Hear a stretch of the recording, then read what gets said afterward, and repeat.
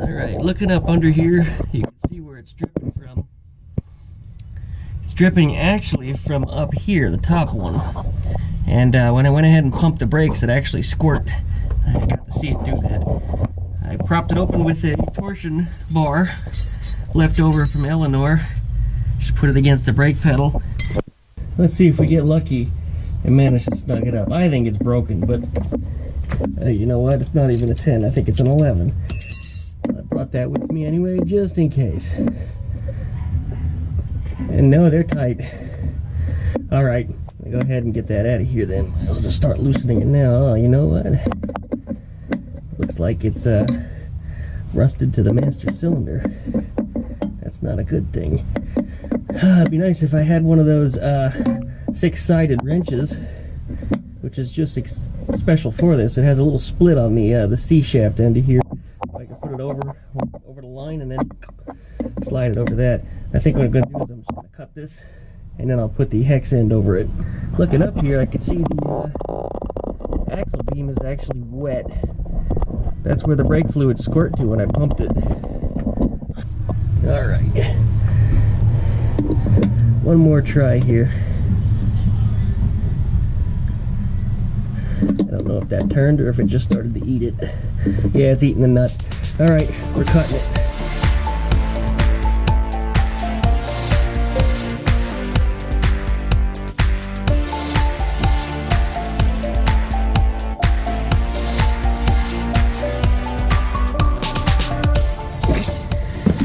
There we go.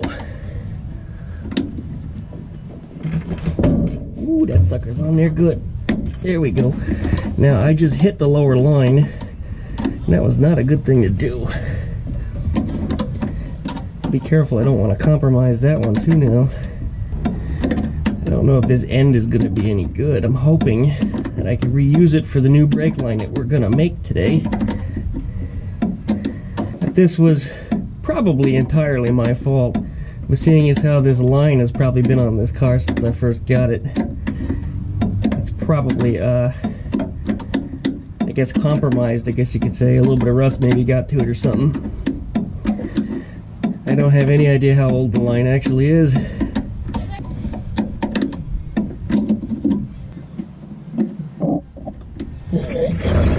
Make sure my drip pan is under here.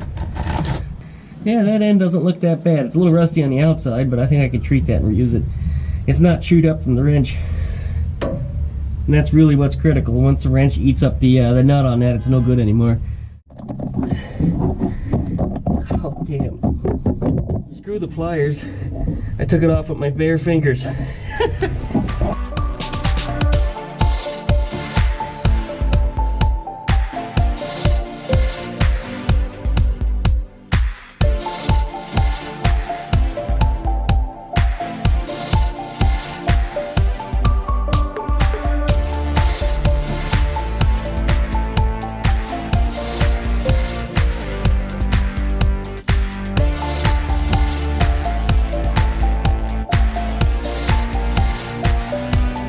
Okay, there's the junction point that we just fished out. Let's go ahead and unscrew this here.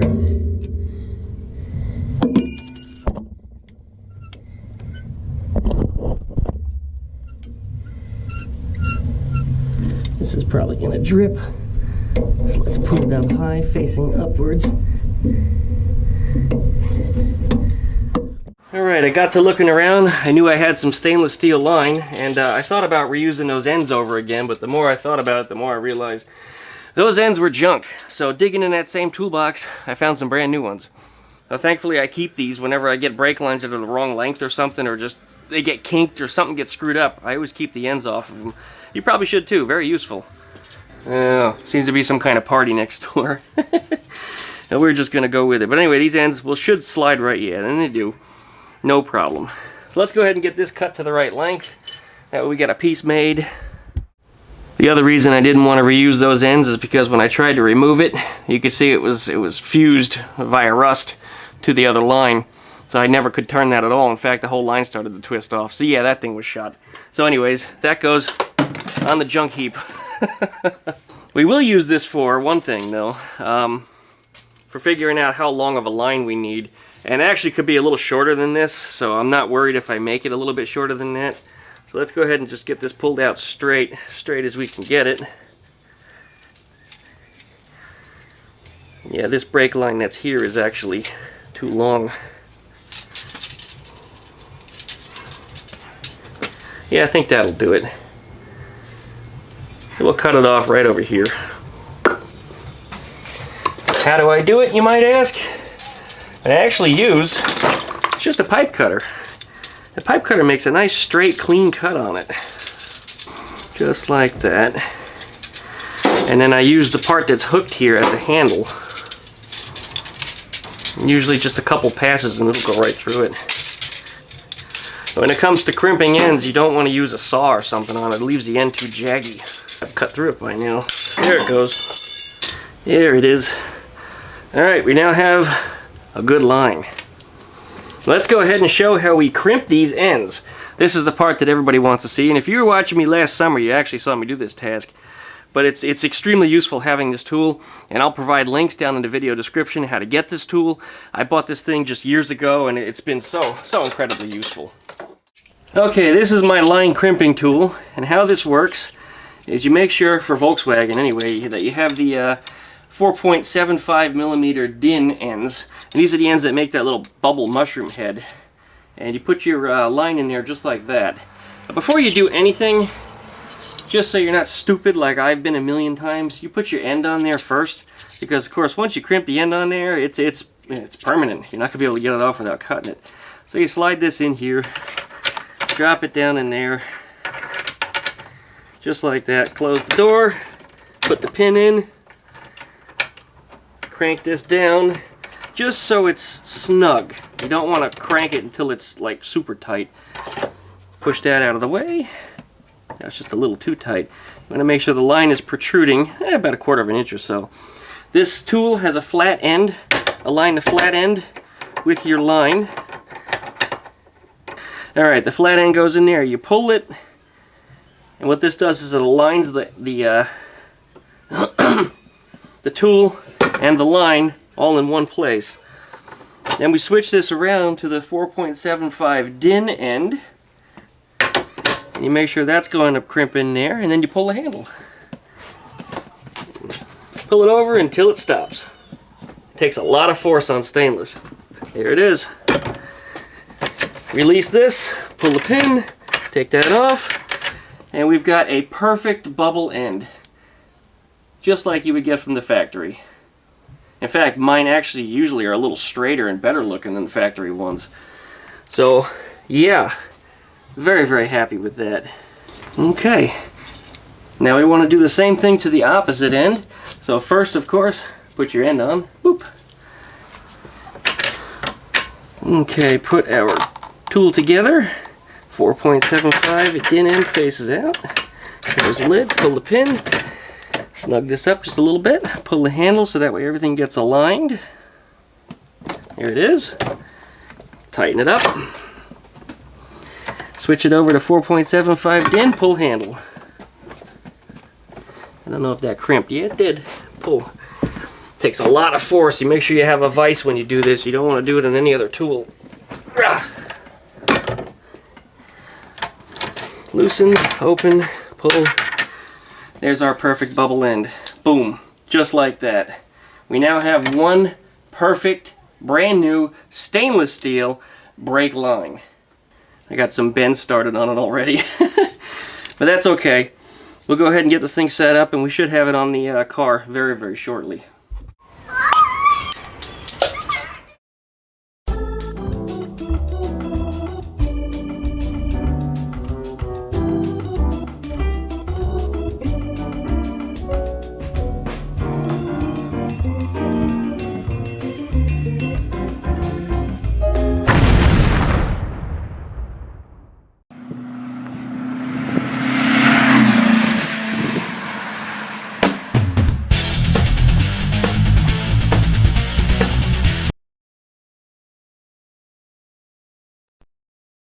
Alright, well, welcome back to DuckmanCycles and VW Garage. Behind me is my 1968 Fastback, also known as Ruby, and she's Kids screaming. I gotta learn how to do this stuff when the kids are still in school. Anyway, as you know, that brake line got all destroyed. So we made this brand new one here just before the break. And this should work out just fine. I don't see why not. I made a whole bunch of ends for Eleanor before, and I've used this only a couple times in the past, but I've had that tool around a long time. But the ends on there, well, geez, they're gorgeous. They're perfect. Usually when you go to your favorite auto parts store and you buy some brake lines like this with the bubble ends on them, they never look that good. They're always a little crooked, lopsided, or just don't look right. But these should be fine, and they should get the task taken care of. So anyways, in just a minute, we're going to go ahead and get this thing reinstalled in, and then we have to bleed the brakes, and hopefully nothing leaks, and hopefully I haven't damaged anything else in the process. The other brake line beneath this one is looking awfully wet too, but once we get this screwed in there and we get that brake pumped a couple times, if it doesn't appear to leak, we're going to go with it. So anyway, going to finish my beverage, and we'll go ahead and jump right back on it. Thanks for watching.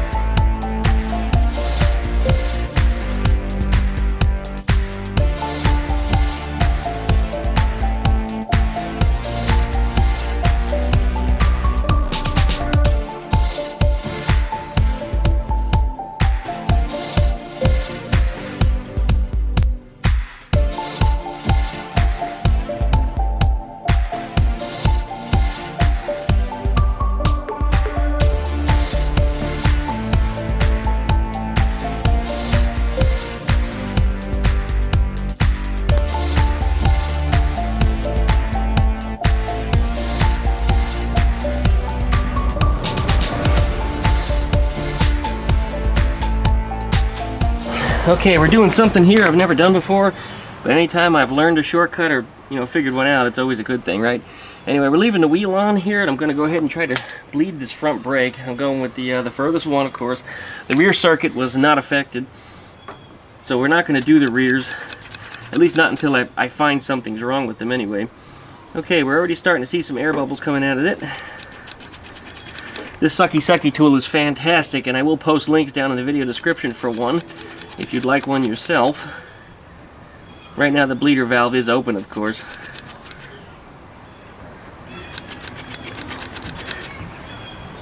Let's leave the suck power on it and give it a pump.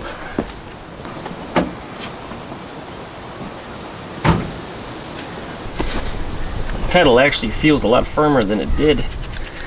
I think it's just drawing through real slowly. Well, with the vacuum on it, let's pump it again.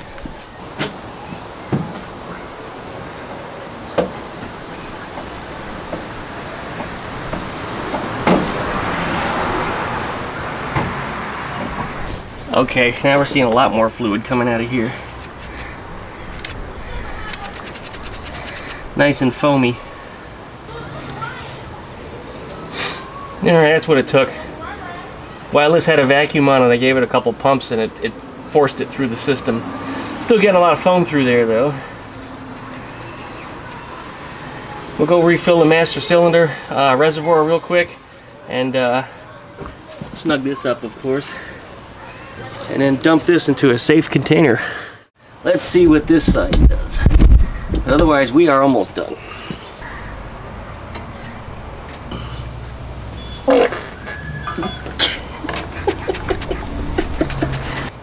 Here it comes. Detach that. Pull this off of here. Clean that out. Fill up our reservoir, which is right above my dick. Pour this back into a waste container. Get that out of here. Alright, it's all coming out clear with no more air bubbles. Pull that off of here. Oops, shit. And of course, damn hose comes detached, makes a friggin' mess. My hands turn red from touching that torsion bar.